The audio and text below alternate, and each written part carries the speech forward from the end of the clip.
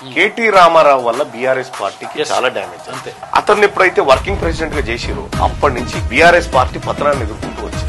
రాష్ట్రంలో ఉప ఎన్నిక జరిగిన ప్రతిసారి working president KTR over confidence తో తన సొంత పార్టీని ఓడించిండు. మొన్న దుబ్బాక, నిన్న హుజురాబాద్, నేడు జూబ్లీహిల్స్. ఈ మూడే కాదు, లాస్య నందిత చనిపోయిన తర్వాత వచ్చిన కంటోన్మెంట్ ఉప ఎన్నికలోనూ బీఆర్ఎస్ ను నిలువున ముంచింది కేటీఆర్.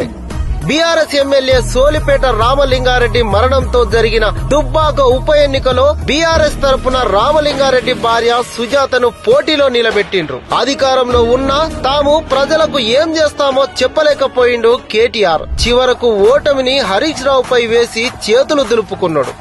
కేసీఆర్ సృష్టించిన హుజురాబాద్ ఉప ఎన్నికలో బీఆర్ఎస్ నే సమాధి చేసిండు కేటీఆర్. అధికారంలో ఉన్నా అంతవరకు ప్రజల్ని పట్టించుకోని బీఆర్ఎస్ ఒక్కసారి హామీలు గుప్పించడం మొదలుపెట్టింది. 10 రోజులు పైసలు గుమ్మరిస్తే ఓట్లు పడతాయి అనుకున్నాడు కేటీఆర్. చివరకు బొగ్గబోర్లా పడ్డాడు.